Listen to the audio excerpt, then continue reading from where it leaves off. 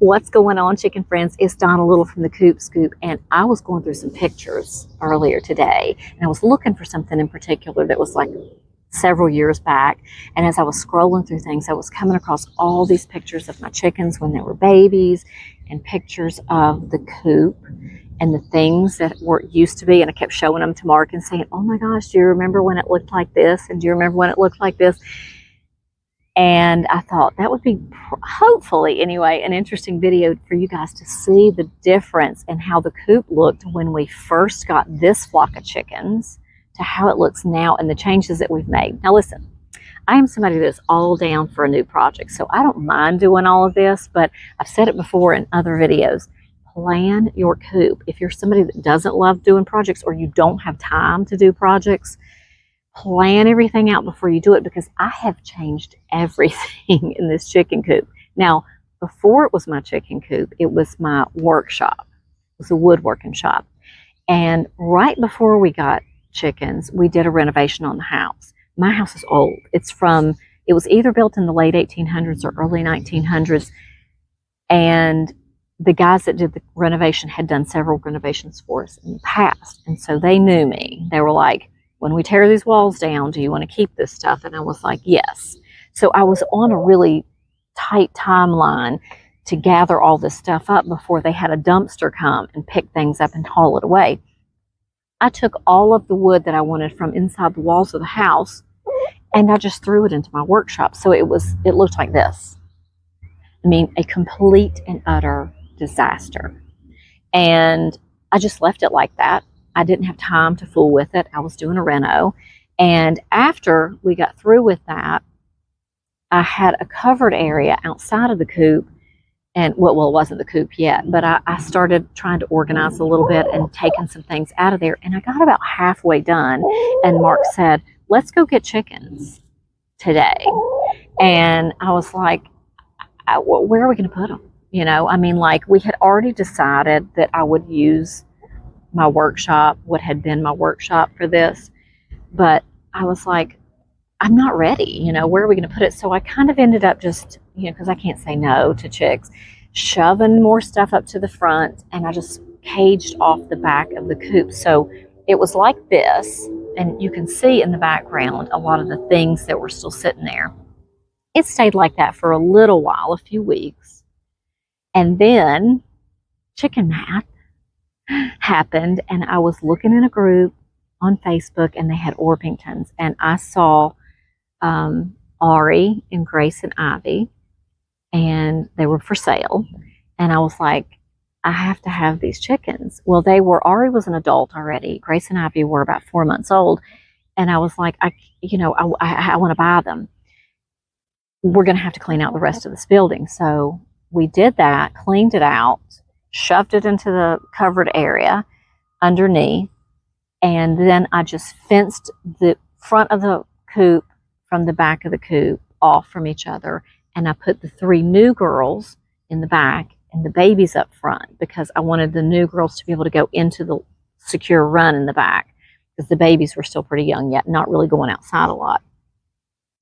While that was happening, I ended up just closing off the entire area to where all the wood was and just fenced it off so that no chickens could go into that area at all, because I didn't want them to get into stuff. You know, I had a lot of boxes of screws and nails and that sort of thing. So I just kind of fenced that off from them. And the only thing in the coop at that time was a roost that we threw up really quickly and a nest box back there in case Ari was laying. And that was kind of it. The only other thing in there, of course, was their food and water. But I think I had a little ladder for the youngsters to hop up on because they were still so small. So they used the ladder. And then as they got a little bit older and we were able to integrate the 2 little groups of chickens, and we took the fence down, we added another roost bar, and then I went ahead and added another nest box. So they had that in there. And then I think it was shortly after that I started the channel. And when I started the channel, I did like a quick little video of, tour the coop. This is a little snippet from that. And you can see, it was pretty basic in there, not a lot going on. And at that point, everybody was able to come out and free range. And I decided, though, because I think I had 11 chickens then, that I wanted them to have a little bit of a bigger run, because the run in the back now belongs to my quail. It's fairly small. It wasn't really big enough for those times when we're gone, and it's very seldom that we're both gone at the same time. But, you know, we'll run to have lunch together or dinner or something like that every now and then, but we're not usually gone more than a couple of hours. But I didn't want them to be super confined, so we just sort of did it's what I still have now. You know, we just put up some chain link fences, and I've got some PVC pipe runs, and sort of just combine them together to make a bigger run. But there was an entire section of that area under the covered thing that was blocked off from them. So I went ahead and cleaned off the shelves, and I didn't clean off the shelves. I cleaned out what was sitting in the middle, and I got it all up on the shelves, and I opened that up. And so they were able to utilize that area. And at some point, I got more chicks because I can't help it. And I ended up, you know, having a brooder set up. And then we went ahead and built another set of roost bars inside the brooder, because it was a 6x6 chain link fence. And we set that up. And that way, when I took the brooder pen down, when they were old enough to integrate, they already had their own roost bars. And so the, you know, inside the coop didn't change a lot, other than, you know, like that roost bar became 2, then became 3. The nest boxes became, you know, 2 and then 3 nest boxes. But there wasn't a whole lot else going on in there. That was kind of it. And then I sort of had like the flock that I wanted. Now I knew I was going to get more chickens the next year, but I was like, now that everything is kind of settled down, you know, our house was obviously back in order from the renovation. The chickens were all kind of growing up, and I didn't have to worry about anybody being separate from anybody else. I had been on Pinterest a lot and looking at things, and I said, I know we put a lot of work into this and that and the other, but I want to change everything in the coop.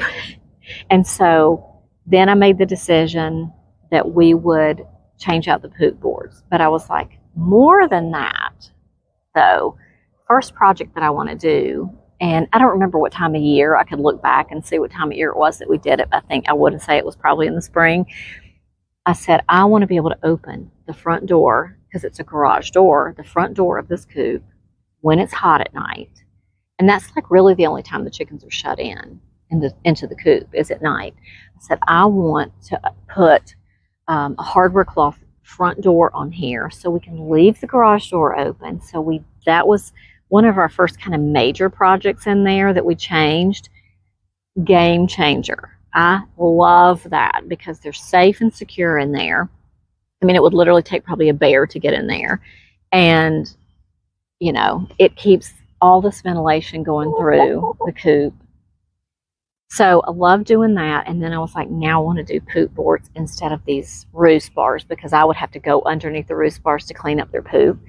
And fortunately, because I had a workshop, I could just go right outside of the coop, dig around in all that wood and stuff that I had, all those materials that I already had. And I had almost everything I needed to make the poop boards. Hey, girl. And so I went ahead and had to buy just a literal like handful of things, and we put our poop boards together. Also, I felt like at that point I wasn't rushing to do things, because I had, you know, we had made this sort of snap decision, we're going to go get chicks today, and then we were sort of behind the 8 ball and having to, like, you know, do things quickly, that I was building the coop that I wanted. We got the poop boards done. I have loved them ever since. I have been so happy with these poop boards. We added a poop board at the front so that it's separate, so that I can do a brooder pen up there if I want, which I used this past summer when I got the last group of chicks. Now, I'm not adding any more chickens to this group of chickens, but I am. If you haven't seen the video I just made the other day, please don't. They're eyeballing the microphone. I'm going to add some bantams, but they're not going to go with these girls. They're going to have their own separate area. And that sort of brings us up to where we're at today. And I have been able to build a coop for them inside of the coop. So this is what the coop looks like now. You know, when we did the poop board, I added another little piece of art up there above that because I do like it to be cute. And of course, the flowers got painted on the back, the little flower mural fairly early on.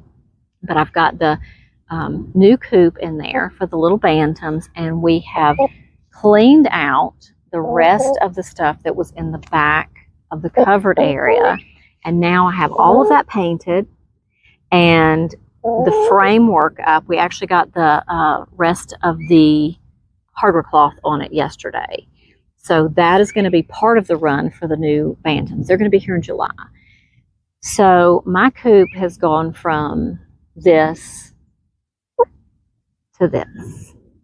And I couldn't be happier. I mean, like, I love to do a project, so I don't really mind that I had to redo a lot of things. But I know for a lot of people, you just don't have the time, and a lot of people don't enjoy doing a project. So if you are that person, really, really plan your coop out before you do it, before you get started with chickens, so you don't have to be like me and change absolutely everything. We also had some sort of really makeshift nest boxes outside for the girls under the covered area, because one day, I don't remember if it was last year or when, Isabel just decided she was going to start laying eggs on top of a bale of straw. And so I threw up some nest boxes out there, and they have loved those. So I went ahead and sort of revamped those and added an additional nest box out there for them. So they've got 5 now, and they absolutely love them. They are full all the time when it is laying time. But I'm very, very happy with my coop now and all the changes that we've done over the last few years. And I hope you guys are enjoying our content. If you are, hit that subscribe button and notification bell so you don't miss anything, especially in the next couple of months when we get our little bantams, because you're going to get to watch them grow up and be their cute little adorable selves. I cannot wait.